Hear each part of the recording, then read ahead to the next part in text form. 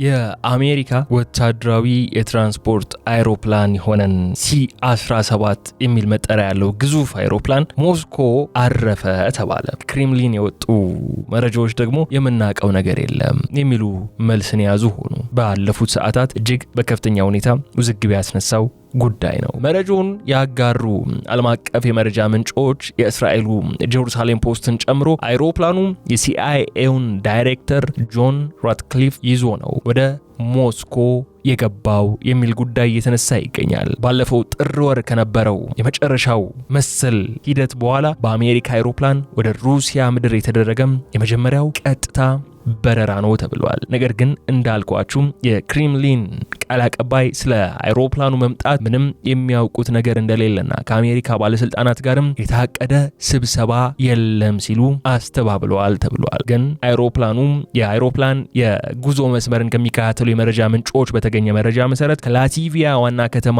ሪጋ ተነስቶ ሞስኮ ያረፈ ሲሆን እዚያም ቆይታውን አጠናቆ በድጋሜ ወደ ሪጋ ተመልሷል የሚሉ መረጃዎች ወጥቷል። ዛሬ ከምናነሳቸው ጉዳዮች መካከል አንደኛው ነው። በሌላ በኩል ቻይና J-16 የተሰኙ ጄቶቿን እንዲሁም ሌሎች የአየር ላይ ነዳጅን የሚቀዱ ኤርክራፍቶቿን ወደ ግብጽ ልካ የጋራ ወታደራዊ ልምምድ ላይ ስለመሳተፏ ተሰምቷል። ቻይና J-16 የውጊያ ጄቶችን፣ ነዳጅ መሙያና የቅድመ ማስጠንቀቂያ አውሮፕላኖችን በግብጽ በተካሄደው ሰፊ አየር ላይ ልምምድ አሰማርታለች ተብሏል። ኢግልስ ኦፍ ሲቪላይዜሽን ወይም የስልጣኔ ንስሮች የሚል ስያሜ የተሰጠው ይኸው ወታደራዊ ልምምድ የቻይና የአየር ኃይል በግብጽ ሰማይ ላይ ሰፊ ወታደራዊ እንቅስቃሴ ትዕይንቶችን ሲያሳይ ቆይቷል ተብሏል። ቻይና ቢያንስ 6 የሚሆኑ J-16 የውጊያ ጄቶችን፣ Y-20 የአየር ላይ ነዳጅ መሙያዎችን እንዲሁም Y-20 ስትራቴጂካዊ ማጓጓዣዎችን፣ KJ-200 እና KJ-500 የቅድመ ማስጠንቀቂያ አይሮፕላኖችን እንዲሁም Z-20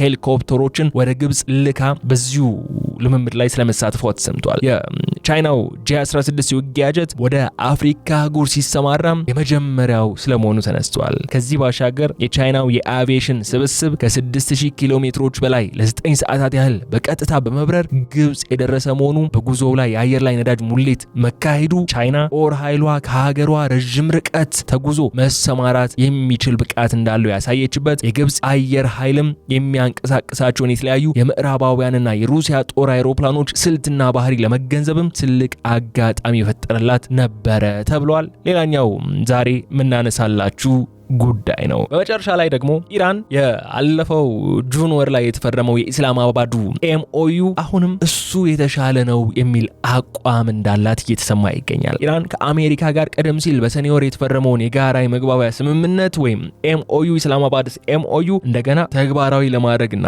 የዲፕሎማሲያዊ ንግግሮችን ለመቀጠል ፍላጎት እንዳላት መግለጿ መረጃዎች ወጥቷል። ከዚህ በተጨማሪ በዓለም አቀፍ የነዳጅ ንግድና ትራንዚት ውስጥ ቁልፍ ቦታ የሆነው የሆርሙዝ ሰርጥን የሚያቋርጡ መርከቦችና የባህር ላይ እንቅስቃሴን በተመለከተም ኢራን የራሷን አዳዲስ ቅድመ ሁኔታዎችን ይፋ ስለማድረጓ ተሰምቷል። በሰርጡ አካባቢ የሚደረገው የውጭ ሀገራት በተለይም የአሜሪካ ወታደራዊና የባህር ኃይል እንቅስቃሴዎችም ቀጠናዊ ጥረቶችን ያባብሳሉ፣ እንዲሁም የደህንነት ዋስትናም ሊሰጠኝ ይገባል የሚል ጥያቄ ማቅረባለች ተብሏል። በአሜሪካ በኩል የወጡ መረጃዎች ደግሞ በሆርሙዝ ላይ ተጥለው የነበሩ ፈንጂዎችን ሙሉ በሙሉ ማጽዳቷና ከዚህ በኋላ በሆርሙዝ ላይ የሚደረግ ምንም አይነት ትንኮሳና ፈንጂን የመቅበር ሂደት በምንም መልኩ እንደማትታገስ ገልጻለች የሚሉ መረጃዎች እየወጡ ይገኛሉና እነዚህን ሶስቱን መረጃዎች አንድ ባንድ ወደ እናንተ የምናደርሳችሁ ነው የሚሆነው። አብራችሁን በመቆየት እንድታደምጡ እንድትከታተሉን ጋብዛችኋለሁ። ገበያ ግሎባልን በማድመጥ ላይ ትገኛላችሁ። የገበያ ግሎባልን የዩቲዩብ ገጽ ሰብስክራይብ አድርጉ፣ ቪዲዮን ላይክ አድርጉ። ከወደዳችሁት ሐሳብ አስተያየታችሁን በኮሜንት መስጫው ላይ አስቀምጡልን። አሁን ግን እነዚያን ሶስት ጉዳዮች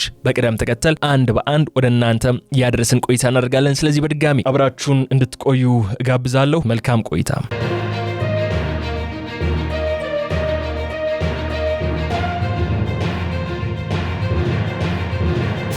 ኢራን ከአሜሪካ ጋር በሰኔ ወር ተፈራርማ የነበረውን የጋራ የመግባቢያ ስምምነት ዳግም ወደ ተግባር ለመለወጥና ዲፕሎማሲያዊ ንግግሮችን ለመቀጠል ቁርጠኛ መሆኗን በይፋ ማሳወቋ በመካከለኛው ምስራቅ የጂኦፖለቲካዊ ትኩሳት ውስጥ ያልተጠበቀና ትልቅ የፖሊሲ ለውጥ መሆኑን አሳይቷል። ይህ ውሳኔ ዓለም አቀፉን ማህበረሰብ በከፍተኛ ትኩረት እየተከታተሉ የሚገኝ ሲሆን የሁለቱ ሀገራት ግንኙነትም ከከፍተኛ ወታደራዊ ፍጥጫና የቃላት ጦርነት ወደ ጠረጴዛ ዙሪያ ድርድር እያመራ መሆኑን በግልጽ የሚያመላክት ነው። ይህ እርምጃ በተለይም የኢራንን የኒውክሌር ፕሮግራምና በቀጠናው ያላትን ወታደራዊ ተጽዕኖ በተመለከተ ለሚነሱ ከፍተኛ ስጋቶች ጊዜያዊ ማስተንፈሻ ሊሆን የሚችልበት እድልም ሰፊ መሆኑን የፖለቲካ ተንታኞች እያስገነዘቡ ይገኛሉ። የቴህራን ውሳኔ ድንገተኛ ሳይሆን አሁን ካለው ዓለም አቀፋዊና ፖለቲካዊ ነባራዊ ሁኔታ አኳያ በጥንቃቄ የተሰላ የፖለቲካ ስትራቴጂ አካል መሆኑን መገንዘቡ ወሳኝ ነው። በዚህ የዲፕሎማሲያዊ አካሄድ ጀርባ ኢራን በውስጥ ፖለቲካዋና በኢኮኖሚዋ ላይ ያንዣበበውን ከፍተኛ አደጋ ለመቀልበስ የምታደርገው ጥረት በጉልህ ይታያል። ኢራን ይህንን የዲፕሎማሲ በር ክፍት በማድረግ በዓለም አቀፍ ማህበረሰብ ዘንድ ያላትን ገጽታ ለመገንባትና በተከታታይ በተጣሉባት የኢኮኖሚ ማዕቀቦች ምክንያት የተዳከመውን ምጣኔ ሀብቷን ለማነቃቃትም ከፍተኛ ጥረት እያደረገች ትገኛለች። የሰኔው የመግባቢያው ስምምነት ዳግም ተግባራዊ መሆን አለበት የሚለው ሀሳብም ሀገሪቱ የተወሰነ የነዳጅ ንግድ ነጻነት እንድታገኝና የታገዱ የውጭ ምንዛሬ ክምችቶቿን እንድታንቀሳቀስ መንገድን ሊከፍትላት ይችላል የሚል ሰፊ ግምት አለ። ይህ ደግሞ በሀገር ውስጥ እያሻቀበ ያለውን የዋጋ ግሽበት ለማርገብና የህዝቡን የኑሮ ጫና በመቀነስ የፖለቲካ መረጋጋትን ለማስፈን እጅግ አስፈላጊ የሆነ የህልውና ጉዳይ ሆኖ ተገኝቷል። በአሜሪካ በኩልም ይህንን የኢራን ፍላጎት በበጎ መልኩ ለመቀበል የሚያስችሉ በርካታ ጂኦፖለቲካዊና ስትራቴጂካዊ ምክንያቶች እንዳሉ ይነሳል። ዋሽንግተን በአሁኑ ወቅት በዩክሬንና በሩሲያ ጦርነት እንዲሁም በፓሲፊክ ቀጠና ከቻይና ጋር በገጠማት ፉክክር ምክንያት ወታደራዊና ዲፕሎማሲያዊ አቅሟ ተከፋፍሎ ይገኛል የሚሉ ሀሳቦች ይነሳሉ። በመካከለኛው ምስራቅ ሌላ አዲስና አውዳሚ ጦርነት ከመክፈት ይልቅ ከኢራን ጋር በድርድር መግባባት መፍጠርን እንደ ተመራጭ ስትራቴጂ ትወስዷለች። የአካሄድ አሜሪካ በቀጠናው ያላትን ጥቅም ለማስጠበቅና አጋሮቿን ከኢራን የባሊስቲክ ሚሳኤልና የድሮን ጥቃቶች ስጋት ለመጠበቅ አነስተኛ ወጪ የሚጠይቅ ብልህ ዲፕሎማሲያዊ እርምጃ ተደርጎም ይወሰዳል። ይህ የዲፕሎማሲያዊ ንግግር ዳግም መጀመር በዓለም አቀፉ የነዳጅ ገበያ ላይ የራሱ የሆነ አዎንታዊ ተጽዕኖ ይኖረዋል ተብሎ የሚጠበቅ ሲሆን ኢራን በቀን በሚሊዮን የሚቆጠሩ በርሜል ድፍድፍ ነዳጆችን የማምረት አቅም ያለት ሀገር እንደመሆኗ ማዕቀቡ ላልቶላት ወደ ዓለም አቀፉ ገበያ መግባት ከቻለች የዓለምን የነዳጅ አቅርቦት በማሳደግ የዋጋ ንረትን ለመቀነስ ትልቅ አስተዋጽኦን ታደርጋለች። ይህ ደግሞ በተለይ ከኮቪድ-19 ወረርሽኝና ከዩክሬን ጦርነት በኋላ ከፍተኛ የኢኮኖሚ ድቀትና የኃይል አቅርቦት እጥረት ላጋጠማቸው የአውሮፓና የእስያ ሀገራት እጅግ አስደሳች ዜና ነው የሚሆነው። የኢራንና የአሜሪካ ድርድር ከሁለቱ ሀገራት አልፎ የዓለምን ኢኮኖሚያዊ ደህንነት ሊወስን የሚችል ቁልፍ ጉዳይ ሆኗል። የዚህ ስምምነት ዳግም እውን ሊሆን የሚችልበት እድል መነሳት ደግሞ በቀጠናው ያሉ እንደ ሳውዲ አረቢያና እስራኤል ያሉ ሀገራትን የጸጥታ ስሌት ሙሉ በሙሉ ሊቀይረው የሚችል አቅምም አለው። ሳውዲ አረቢያ በቻይና አደራዳሪነት ከኢራን ጋር የጀመረችው የሰላም መንገድ ይበልጥ እንድታጠናክር ሊያደርጋትም ሲችል፣ እስራኤል በበኩሏ የስምምነት የኢራን የኒውክሌር አቅም ሙሉ በሙሉ አያስቆመም በሚል ከፍተኛ ተቃውሞ ልታስነሳ እንደምትችል ግን ይጠበቃል። ያም ሆኖ ግን የቴህራንና የዋሽንግተን ዳግም ወደ ድርድር ጠረጴዛ የመመለስ እድል ብቅ ማለቱ የዓለም ፖለቲካ ከጠመንጃና ከአፈሙዝ ይልቅ በዲፕሎማሲያዊ ክህሎት የሚፈታበትን አዲስ ምዕራፍ ሊከፍት እንደሚችል ተስፋ ተጥሎበታል። በዓለም አቀፍ የነዳጅ ንግድ ትራንዚት ውስጥ እጅግ ስትራቴጂካዊና ቁልፍ ስፍራ በሆነው የሆርሙዝ ሰርጥ ላይ ኢራን የራሷን ጥብቅ ቅድመ ሁኔታዎችን አስቀምጣ የቀጠናውን የደህንነት ስጋት ወደ አዲስና እጅግ አደገኛ ምዕራፍ ግን እያሸጋገረች ያለችውም በዚሁ ወቅት ነው። ይህ ሰርጥ የዓለም የነዳጅ አቅርቦት ከፍተኛ በመቶኛ የሚያልፍበት የዓለም ኢኮኖሚ ደም ስር በመሆኑ የኢራን እርምጃ በቀጥታ የዓለምን ደህንነት የሚፈታተን ሆኖ ነው የሚመጣው። የቴህራን በሰርጡ አካባቢ የሚደረጉ የውጭ ሀገራት በተለይ የአሜሪካ ወታደራዊና የባህር ኃይል እንቅስቃሴዎች ቀጠናዊ ውጥረትን እንደሚያባብዙና የባህር ላይ ትራንስፖርት ደህንነትን አደጋ ላይ እንደሚጥሉም አበክራ እየገለጸች ነው የምትገኘው። ከማንኛውም የውጭ ጣልቃ ገብነት የጸዳ የደህንነት ዋስትና እንዲሰጣትና የቀጠናውን ሀገራት ብቻ የሰርጡን ደህንነት እንዲያስጠብቁም በቅድመ ሁኔታነት እያቀረበች ትገኛለች። የኢራን አቋም አሜሪካ በቀጠናው ያላትን ወታደራዊ የበላይነት በቀጥታ የሚገዳደርና ዓለም አቀፉ የነዳጅ ገበያ በስጋት ውስጥ እንዲወድቅ የሚያደርግም ከፍተኛ የፖለቲካ ቁማር ነው። ቴህራን ይህንን ጥያቄ የምታነሳው የራሷን የባህር ዳርቻ ሉዓላዊነት ለማስከበር በሚል ሽፋን ቢሆንም ዋነኛ ዓላማዋ ግን በጠባቡ የሆርሙዝ ሰርጥ ላይ ያላትን ወታደራዊና ጂኦፖለቲካዊ ቁጥጥር ማጠናከር ነው። ሰርጡ የሚቆጣጠረው ኃይል የዓለምን ኢኮኖሚ በእጁ መዳፍ ላይ እንዳስቀመጠ ስለሚቆጠር ኢራን ይህንን ስትራቴጂካዊ ብልጫን በመጠቀም ከምዕራባውያን ጋር በምታደርገው ማንኛውም ድርድር ላይ የላቀ የድርድር አቅም ወይም ባርጌኒንግ ፓወር ለመፍጠር እየፈለገች መሆኑ በግልጽ ያሳያል። ከዚህ ባሻገር ግን በኢራን በኩል የሚነሳው የጸጥታ ስጋትና ቅድመ ሁኔታን ተከትሎ አሜሪካ በሆርሙዝ ሰርጥ ላይ ተጥለው የነበሩ የባህር ላይ ፈንጂዎችን ሙሉ በሙሉ ማጽዳቷንና የባህር ላይ ደህንነቱን ማረጋገጧን በይፋ ማሳወቋ ታላቅ ስትራቴጂካዊ መልእክት ያዘለ እርምጃ ሆኗል። ይህ አሜሪካ እርምጃ ዓለም አቀፉ ማህበረሰብ በሰርጡ ደህንነት ላይ ያለውን ስጋት ለማቃለልና ዓለም አቀፍ የንግድ መርከቦች ያለምንም ፍርሃት እንዲሁም ወታደራዊ ጥቃት መንቀሳቀስ እንዲችሉ ዋስትና ለመስጠት ያለ መሆኑ ተገኝቷል። አሜሪካ ፈንጂዎቹን ማጽዳቷ በይፋ ማሳወቋ የኢራንን የባህር ላይ ትንኮሳና የፈንጂ ማጥመድ አቅም እንዳዳከመችውና የነጻ ባህር ላይ ጉዞ ህግን ለማስከበር ያላትን ፍጹም ወታደራዊ ቁርጠኝነት ለማሳየት የምትጠቀምበት ኃይለኛ ስነ ልቦናዊና ወታደራዊ መልእክት ሆኖ ብቅ ብሏል። ይህ ፈንጂን የማጽዳት ዘመቻ በቀላሉ የሚታይ ቴክኒካዊ ስራን ሳይሆን ከፍተኛ ቴክኖሎጂንና ጥንቃቄን የሚጠይቅ ውስብስብ ወታደራዊ ኦፕሬሽን ነው። የአሜሪካ የባህር ኃይል ዘመናዊ የፈንጂ አፈላላጊ መርከቦችን በሰው አልባ የባህር ሰርጓጅ ሮቦቶች ወይም UVS እንዲሁም ልዩ የባህር ኃይል ጠላቂዎችን በመጠቀም ነው ይህንን አደገኛ ተልዕኮ የሚጠናቀቀው። ይህንን መረጃ ይፋ ማድረጓ ዋሽንግተን በቀጠናው ያላትን የላቀ የቴክኖሎጂ የበላይነት ለቴህራን ከማሳየቱም በላይ ኢራን ወደፊትም ልትጠቀምባቸው የምታስባቸውን መሰል የጠለፋና የማጥመድ ስልቶችን አስቀድማ ማክሸፍ እንደምትችልም የተግባር ማስጠንቀቂያ የሰጠችበት ነው ሆኖ የተመዘገበው። ይሁን እንጂ ሁኔታ የሁለቱን ሀገራት የባህር ኃይሎች በቅርብ ርቀት እያፋጠጠ የሚገኝ በመሆኑ በማንኛውም ጊዜ ወደ ደም አፋሳሽ ግጭት ሊያመራ የሚችልበት አጋጣሚ ሰፊ መሆኑ ነው በበርካቶች ዘንድ እየተነገረ የሚገኘው። የዋሽንግተን የጦር መርከቦችና የቴህራን ፈጣን ጀልባዎችና በባህር ዳርቾች ላይ የተገጠሙ ሚሳኤሎች እጅግ በጠባብ ርቀት ላይ መገኘታቸው በዚህ ውጥረት በነገሰበት ጠባብ የውሃ መስመር ላይ አነስተኛ የኮሙኒኬሽን ስህተት፣ የተሳሳተ የራዳር መረጃ ወይም የአንድ ግለሰብ ችኮላ በቀጥታ ወደ ለየለት ጦርነት ሊያመራ የሚችልበት እድል ከፍተኛ ነው። ይሄ የተሳሳተ ስሌት ወይም የሚስካልኩሌሽን ስጋት ደግሞ ሁለቱም ወገኖች ነቅተው እንዲጠባበቁ አድርጓቸዋል። በተጨማሪም ይህ የአሜሪካ እርምጃ ለአጋሮቿና ለዓለም አቀፉ የንግድ ማህበረሰብ የተላከም ጠንካራ የመተማመኛ ማረጋገጫ ሆኗል። ዋሽንግተን የዓለምን የኢኮኖሚ ደህንነት ለማስጠበቅ ስትል አስፈላጊውን ወታደራዊ ሀብት ለማውጣትና ፖሊስ ሆና ለማገልገል ዝግጁ መሆኗን ያሳየችበት አጋጣሚ ሆኗል። ታላላቅ የጫኝ መርከቦች ባለቤቶችና የኢንሹራንስ ኩባንያዎች የሆርሙዝ ሰርጥነት አደጋ ላይ ወድቋል ብለው ካመኑም የኢንሹራንስ ክፍያዎች በከፍተኛ ደረጃ ስለሚያሳድጉ ይህ ደግሞ በቀጥታ በዓለም ደረጃ ላይ ዋጋው ስለሚንጸባረቅ አሜሪካ የፈንጂ ማጽዳት ስራውን አከናውኜ አጠናቅቅ ያለው ማለቷን የነዳጅ ዋጋ በማረጋጋትና የንግድ ሰንሰለቱን በማስጠበቅ ረገድ ትልቅ ኢኮኖሚያዊ ፋይዳ እንደሚኖረው ይጠበቃል በማለት የመጀመሪያውን ጉዳያችን እዚህ ላይ ገታ አድርገን ወደ ሁለተኛው ጉዳያችን ደግሞ እናምራ።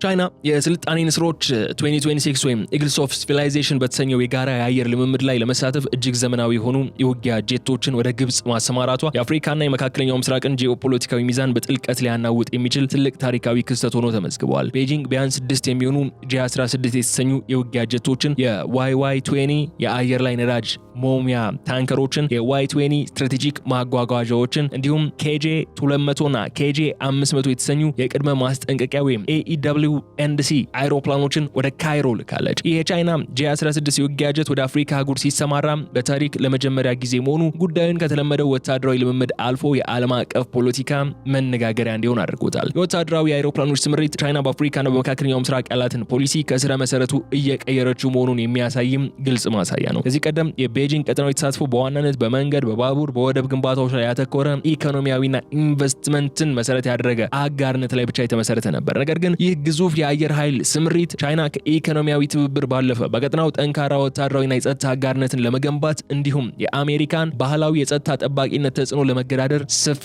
ስትራቴጂ መጀመሯን የሚያሳይ ተደርጎ ተቆጥሯል። ቤጂንግ ዓለም አቀፍ የኢኮኖሚ ጥቅሞችን ለማስጠበቅ ጠንካራ ወታደራዊ ክንድ እንደሚያስፈልጋትም ሳትገነዘብ የቀረች አይመስልም። በግብጽ በኩልም ይህንን የቻይና ጦር በሀገሯ ሰማይ ላይ ማስተናገዷ ከፍተኛ የፖለቲካ መልእክትን አለው። ካይሮ ለዘመናት የአሜሪካ ቁልፍ ወታደራዊ አጋርና የጦር መሳሪያ ድጋፍ ተቀባይ ሆና ቆይታለች። ሆኖም አሁን ከቻይና ጋር ይህንን ያህል ከፍተኛ ደረጃ ያለው ወታደራዊ ልምምድ ማድረጓ የግብጽ መንግስት የውጭ ግንኙነቱን በማብዛት ወይም ዳይቨርሲፋይ በማድረግ በአንድ ሀገር ላይ ብቻ ጥገኛ ላለመሆን የወሰደውን ስትራቴጂካዊ ውሳኔ ነው የሚያሳየው። ግብጽ ይህንን በማድረግ የአሜሪካ የጦር መሳሪያ ሽያጭና ወታደራዊ እርዳታን ከሰብአዊ መብት ጥያቄዎች ጋር እያያያዘች የምታደርግባትን ጫና ለመቋቋም ቻይናን እንደ አማራጭ አጋር አድርጋ እያቀረበች መሆኗንም ለዋሽንግተን በተግባር ለማሳየት የሞከረችበት ነው። በተጨማሪም የኢግልስ ኦፍ ሲቪላይዜሽን 2026 ልምምድ ስያሜ ራሱ ትልቅ ትርጉም አለው። ቻይናና ግብጽ የዓለም ጥንታዊ ስልጣኔ ባለቤቶች ነን የሚሉትን ናሬቲቭን በማስታወስ አሁን ደግሞ በዘመናዊ የወታደራዊ ቴክኖሎጂ ተባብረው አዲስ ታሪክ እየሰሩ መሆናቸውን ለማሳየት የተመረጠ ስነ ልቦናዊ ስያሜም ነው። ይህ ልምምድ የሁለቱን ሀገራት ወታደራዊ ትስስር ወደ ላቀ ደረጃ የሚያሸጋግርም ሲሆን ወደፊትም ቻይና በግብጽ የባህር ዳርቻዎች ላይ የጦር ሰፈር ለመመስረት ወይም ቋሚ የጦር መሳሪያ ሎጂስቲክስ ማዕከል ለመክፈት ለምታደርገው እንቅስቃሴም ጠንካራ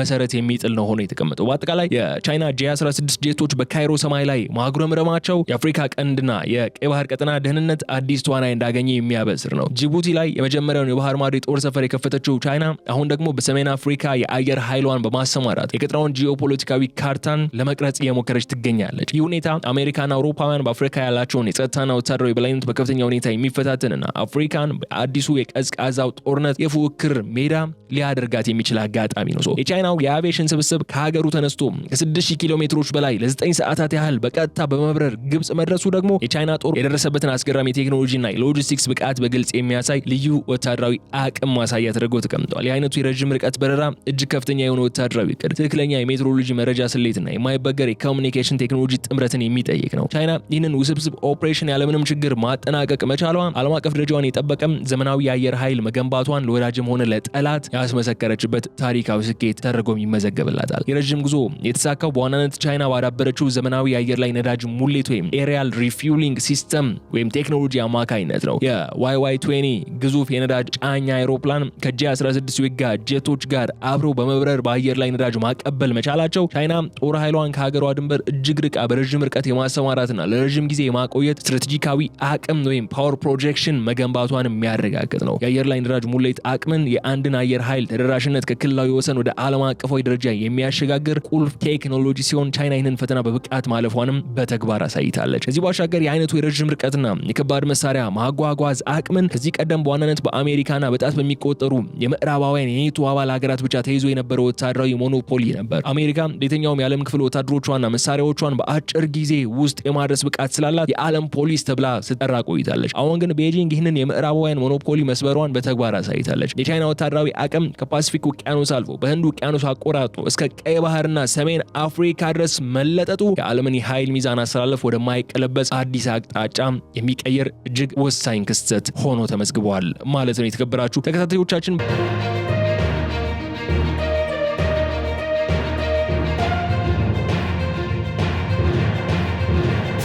በዚሁ ደግሞ ወደ ዋነኛው የዕለቱ ነጥባችን አምራ የሲአይኤ ዳይሬክተር በድንገት እንዲሁም ሚስጥራዊ በሆነ መልኩ ሞስኮ ገብቷል የሚሉ መረጃዎች ወጥቷል። የአሜሪካው የማዕከላዊ ስለላ ኤጀንሲ ወይም ሲአይኤ ዳይሬክተር ጆን ራትክሊፍ በአሜሪካ ወታደራዊ ትራንስፖርት አይሮፕላን ወይም C-17 ግሎብ ማስተርን በመጠቀም ትላንት ማክሰኞ ዕለት ለስብሰባ ሞስኮ መግባታቸው ዓለም አቀፉን ዲፕሎማሲ ያነቃነቀና ብዙዎችን ያስገረመ ታላቅ ዜና ሆኗል። ባለፈው ጥር ወር ከተካሄደው የሰላም ንግግር ወዲህ በአሜሪካ አይሮፕላን ወደ ሩሲያ የተደረገ ይህ የመጀመሪያው ቀጥታ በረራ በሁለቱ ሀያላን ሀገራት መካከል ከትዕይንት ጀርባ ከፍተኛና እጅግ ወሳኝ የድርድር ስራዎች እየተሰሩ መሆናቸውን ጠቋሚ ነው ተብሏል። የሁለቱ ሀገራት ግንኙነት ከቀዝቃዛው ጦርነት ወዲህ ታይቶ በማይታወቅ ደረጃ በሻከረበትና በዩክሬን ጦርነት ምክንያት በተፋጠጡበት በዚህ ወቅት የአይነቱ የከፍተኛ ባለስልጣን ሚስጥራዊ ጉዞ መካሄዱ የጉዳዩን አሳሳቢነት በግልጽ የሚያሳይ ተደርጎ ተቀምጧል። የጉዞ ሚስጥራዊነትና ጥቅም ላይ የዋለው ወታደራዊ አይሮፕላን ምርጫ የስብሰባውን አጀንዳ ክብደት ቁልጭ አድርጎ የሚያሳይ ስለመሆኑ ተነስቷል። የሲአይኤ ዳይሬክተሩ በመደበኛ የመንገደኞች አይሮፕላን ወይም በልዩ የቪአይፒ ጀት ሳይሆን በግዙፉ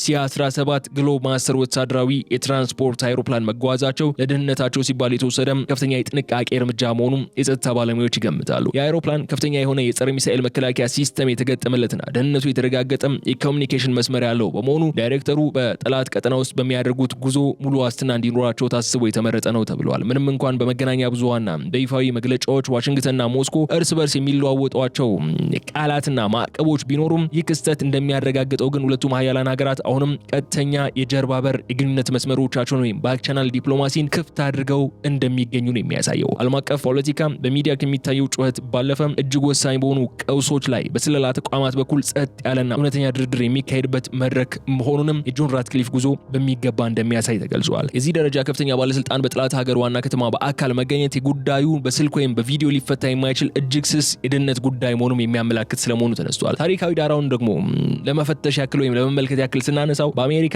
የሲአይኤ እና በሩሲያ የውጭ ስለላ አገልግሎት ወይም SVR መካከል የሚደረጉ ግንኙነቶች ዲፕሎማሲያዊ መንገዶች ሁሉ በሚዘጉበት ጊዜ የዓለምን ደህንነት ከከፋ አደጋ ለማዳን ሲያገለግሉ ቆይተዋል። በቀዝቃዛው ጦርነት ወቅትም ሆነ አሁን የስለላ ተቋማት መሪዎች የፖለቲካ ጫናዎችን ወደ ጎን በመተው በግልጽና በእውነታ ላይ የተመሰረተ ውይይት ማድረግን ይችላሉ። ጆን ራትክሊፍ ሞስኮ የገቡት የፖለቲካ ንግግር ለማድረግ ሳይሆን የአሜሪካን ቀይ መስመሮች በግልጽ ለማስቀመጥ የሩሲያን እውነተኛ አቋም ለመረዳትና ከቁጥጥር ውጪ ሊወጣ የሚችልን ግጭት ለማስቀረት ስለመሆኑም እየተነሳ ይገኛል። ግን የሚስጥራዊ ጉዞ የዓለም አቀፉ ማህበረሰብ ከሚያውቀው ውጪ ትልልቅ የፖለቲካ ስምምነቶችን እየተጠነሰሱ መሆኑን ፍንጭ የሚሰጥ ስለመሆኑም የሚያነሱ በርካቶች ሆነዋል። ዋሽንግተንና ሞስኮ በኒውክሌር ጦር መሳሪያ ቁጥጥር፣ በሳይበር ደህንነት፣ በተለይም በዩክሬኑ ጦርነት ወደፊት ዕጣ ፈንታ ላይ የጋራ መግባባት ላይ ለመድረስም ከፍተኛ ጥረት እያደረጉ መሆኑን ይገለጻል። ይህ ጉዞ ውጤታማ ከሆነ ደግሞ በሚቀጥሉት ወራት ውስጥ በዩክሬን ጦርነት ላይ ጉልህ የፖሊሲ ለውጥ ወይም የተኩስ አቁም ስምምነት ብልጭታዎችን ልንመለከት የምንችልባቸው ሁኔታዎች ነው የሚጠበቁት። ሌላ በኩል የሲአይኤ ዳይሬክተሩ ሞስኮ መግባታቸው የሚገልጸው ዜና ዓለምን ባጥለቀለቀበት ወቅት የሩሲያው ፕሬዝዳንት ቭላዲሚር ፑቲን ቃል አቀባይ የሆኑት ዲሚትሪ ፔስኮቭ የሰጡት ምላሽ ዓለም አቀፉን የዲፕሎማሲያዊ መሸፋፈን ፖለቲካ ባህሪ በግልጽ የሚያሳይ ነበር። ፔስኮቭ ስለ አሜሪካዊ አውሮፕላን መምጣትም ሆነ ከባለስልጣናት ጋር ስለታቀደ ስብሰባ ምንም የሚያውቁት ነገር እንደሌለ በማስተባበል የሰጡት መግለጫ ክሬምሊን የጉዳዩን ሚስጥራዊነት ለመጠበቅ የወሰደው ሆን ተብሎ የተሰላ የፕሮፓጋንዳ እርምጃ ሆኗል። ይህ አይነቱ የአላውቅም ወይም ፖሲብል ዲናያቢሊቲ ሂደት የመካድ ሂደት በከፍተኛ የስለላ ተቋማት ኃላፊዎች መካከል የሚደረጉ ሚስጥራዊ ግንኙነቶችና ድርድሮች የተለመደና ተቀባይነት ያለው የፖለቲካ አሰራር መሆኑን ማንሳት እንችላለን። የአውሮፕላኑ በረራ በተመለከተ ያለው እውነታ ከክሬምሊን ማስተባበያ ጋር ፍጹም የሚቃረን ነው። ዓለም አቀፍ የበረራ መከታተያ ቴክኖሎጂዎች ፍላይት ትራከርስ እንደሚያሳዩት የአሜሪካ ወታደራዊ ትራንስፖርት አይሮፕላን ከላቲቪያ ዋና ከተማ ሪጋ ተነስቶ በቀጥታ ሞስኮ ማረፉና ቆይታው ማጠናቆ በድጋሚ ወደ ሪጋ መመለሱ በማያሻማ የዲጂታል ማስረጃ ያረጋገጡት ሆኗል። ሩሲያ በከፍተኛ ጥበቃ በሚደረግለት የአየር ክልሏ ውስጥ የጠላት ወታደራዊ አይሮፕላን አቋርጦ ሲያልፍ አላየሁም ማለት ወታደራዊ ሞኝነት ነው ተብሎ የተገለጸም ሲሆን ማስተባበያው ውይይቱን ከሚዲያ እይታ ውጭ ለማድረግ የተጠቀሙበት ዲፕሎማሲያዊ ጨዋታ አካል መሆኑም ለመረዳት አያዳግጥም። ክሬምሊን ይህንን ጉዞ በይፋ ለማመን ያልፈለገበት ዋነኛው ምክንያትም የውስጥ ፖለቲካዊ ጫናን ለመሸሽ ነው ተብሏል። በሩሲያ ውስጥ አሜሪካን እንደ አውዳሚ ጠላት የሚቆጥሩና በዩክሬን ጦርነት ምንም አይነት ድርድር እንዳይደረግ የሚፈልጉ ጽንፈኛ ጦር አዛዦች ባሉበት ሁኔታ የፑቲን አስተዳደር ሲአይኤ ኃላፊን በሞስኮ ማስተናገዱ በይፋ ቢያሳውቅ ከነዚህ የሀገር ውስጥ ኃይሎች ለአሜሪካ እጅ እየሰጣችሁ ነው በሚል ከባድ የፖለቲካ ትችትና ተቃውሞ ሊገጥም ስለሚችል ነው መሰል እርምጃዎች የተወሰዱት።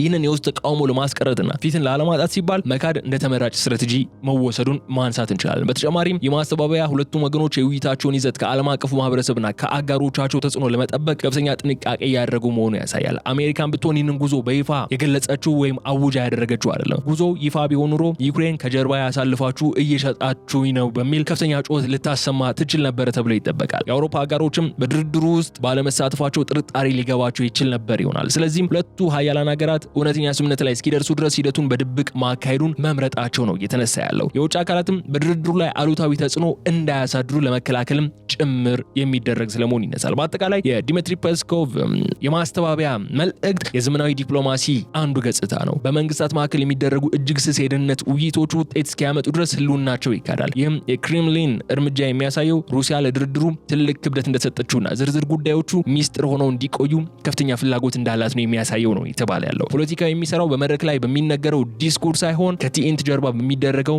በዚህ አይነቱ ሚስጥራዊና ስትራቴጂካዊ መሸፋፈን መሆኑን ክስተቱም በሚገባ የሚያስተምረን ሆኖ እናገኘዋለን። በዚህ ሚስጥራዊ የሞስኮ ጉዞ ጀርባ ያለው ዋነኛ ገፊ ምክንያትና የስብሰባው አንኳር አጀንዳ ደግሞ የዩክሬን ጉዳይ ወይም የዩክሬን ጦርነት ጉዳይ መሆኑ የሚያጠያይቅ አይደለም። ቱሳም ፖይንት የኢራኑም ጉዳይ ሊኖርበት ይችላል። የትራምፕ አስተዳደር ባለስልጣናት ዩክሬን በሞስኮና በሌሎች የሩሲያ ከተሞች ላይ የምታደርገውን ድሮንና የሚሳኤል ጥቃቶችም በዚህ ሳምንት እንድታቆም ጥብቅ ትዕዛዝ ወይም ጥያቄ ማቅረባቸው አሜሪካ በጦርነቱ አቅጣጫ ላይ ያላትን ወሳኝ የቁጥጥር ፍላጎት የሚያሳይ ሆኖ ተወስዶ ነበር። ይህ ጥቃት የማቆም ጥያቄ የሲአይኤ ኃላፊው በሞስኮ በሚኖራቸው ቆይታ ደህንነታቸውን ከ100% በላይ ለማረጋገጥና ለድርድሩ አወንታዊ እንዲሁም ያልተረበሸ ድባብ ለመፍጠር የታለመ ፈጣን ታክቲካዊ እርምጃ መሆኑን የጦርና የደህንነት ሙያተኞች እየገለጹት ያሉት ጉዳይ ሆናል። ስናጠቃለው ግን የተከበራችሁ ተከታታዮቻችን ይህ የጥቃት ማቆም ጥያቄና ሚስጥራዊ የድርድር ሂደት ያለ የመምሰሉ ጉዳይ ወደፊቱን የዩክሬን ጦርነት ጣፋንታ የሚወስን መሰረት ነው። አሜሪካ ዩክሬንን ወደ ድርድር አምጥታ ሞስኮ ደግሞ ይህንን የአሜሪካን ፍላጎት የራሷን የጸጥታ ዋስትና ለማረጋገጥ ልትጠቀምበት እየሞከረች ትገኛለች የሚል ሐሳብ ይነሳል። የዚህ ድርድር ውጤት የዩክሬንን ድንበር ወይም ካርታን በቋሚነት ሊቀይሮ የሚችልና ከአውሮፓ ደህንነት አልፎም የዓለምን ጂኦፖለቲካዊ አስተላለፍ በአዲስ መልክ የሚቀርጽ ታሪካዊ ሂደት መሆኑም ግን መገንዘብ ተገቢ ነው በማለት የዕለቱን የልዩ ጥንቅር ቆይታችን እዚህ ላይ እንቋጫለን። የተከበራችሁ የገበያ ግሎባል ተከታታዮቻችን አብራችሁን በመቆየት ስላደመጣችሁን ስለተከታተላችሁን እጅግ አድርገን አመስግነን እዚህ ጋር እንሰናበታችኋለን። የገበያ ግሎባልን የዩቲዩብ ገጽ ሰብስክራይብ ማድረጋችሁ እንዳትዘነጉ፣ ቪዲዮውን ላይክ አድርጉ፣ ሐሳብ አስተያየታችሁንም በኮሜንት መስጫው ላይ እንድታስቀምጡልን እንጠይቃለን። በቀጣይ በሌላ ጉዳይ መልሰን እንገናኛለን። እስከዚያ ድረስ ግን በቸር ሰንብቱልን። ሰላም።